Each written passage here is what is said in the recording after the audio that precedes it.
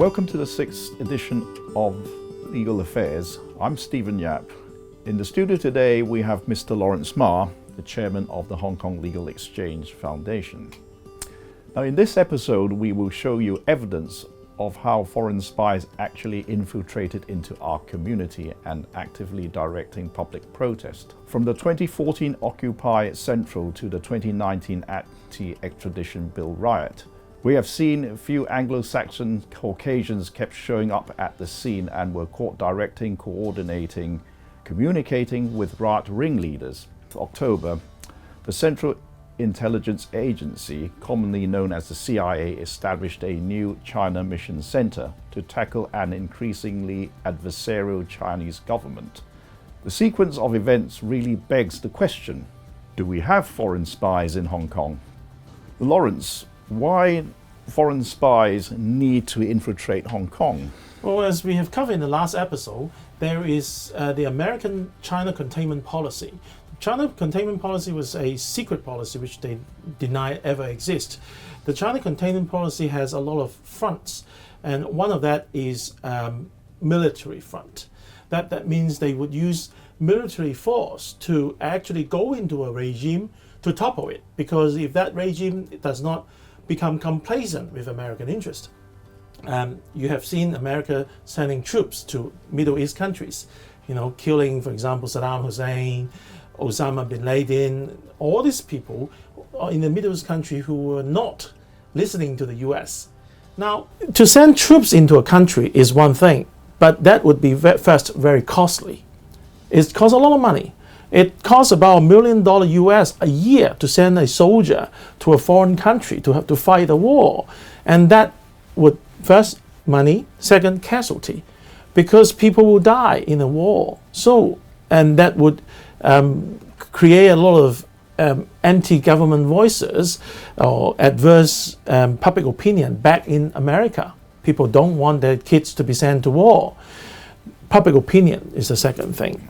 So in order not to have a war, they started to create something like proxy wars. That means they start to use people, descendant powers, oppositions, political opponents inside a country or a city for Hong Kong, to use them, to train them, to fund them, to supply them, so that they would become a force strong enough to topple their own government. That's why we call it a proxy war.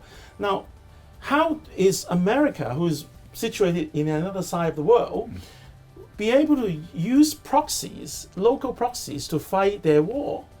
They would need someone in between.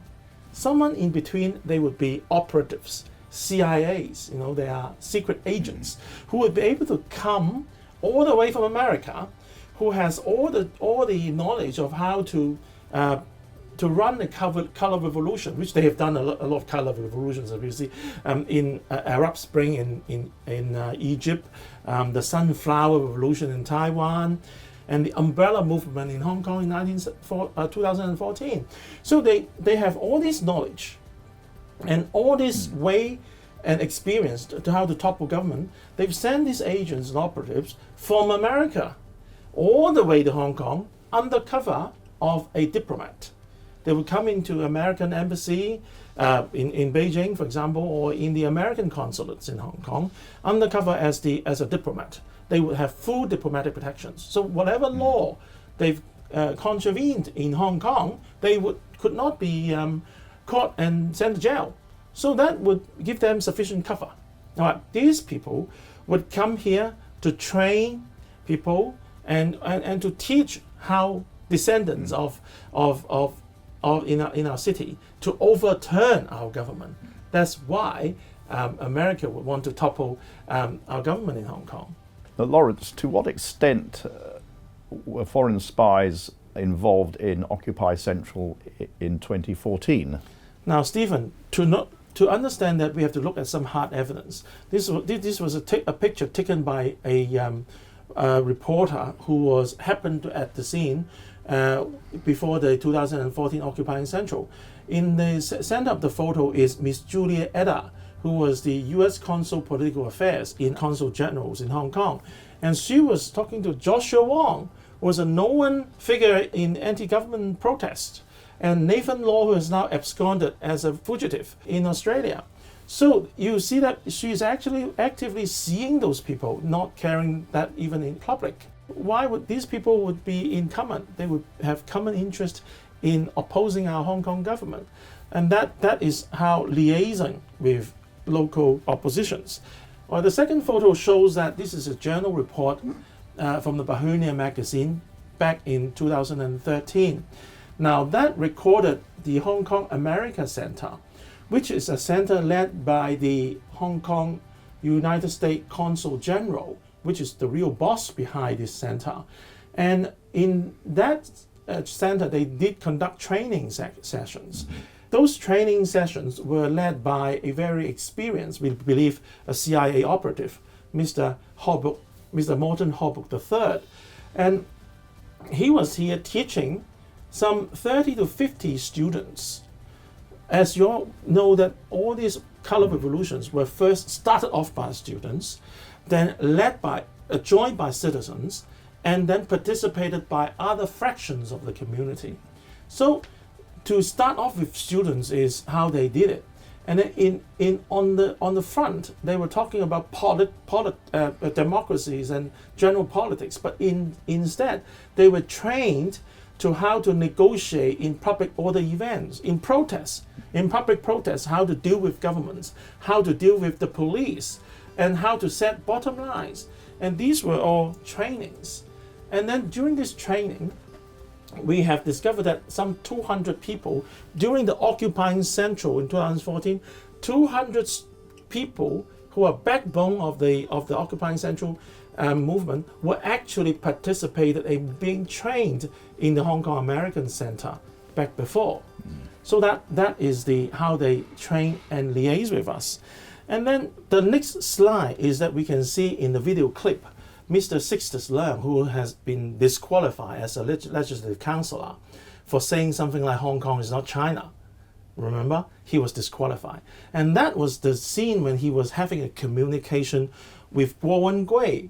We'll tell you who Guo Wengui was later on. But he was talking to him, and Guo Wengui was telling him, yep, give it to me, we'll fund your operation. And then before I was talking to you, I've spoken to Stephen Bannon. And then the government in America will declare something for you, and then will guarantee that you will have exit visas as asylum, political asylum visas for you when you leave Hong Kong to go to America, so that you'll be safe. So that was a conversation that was recorded down.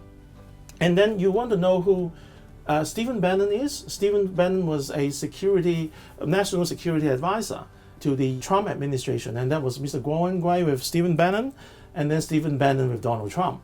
So we can see all these connections, and then how could they use Sixtus Leung as the local proxy, as the local spy instead of foreign spy in Hong Kong. And then you see that's how they were all connected.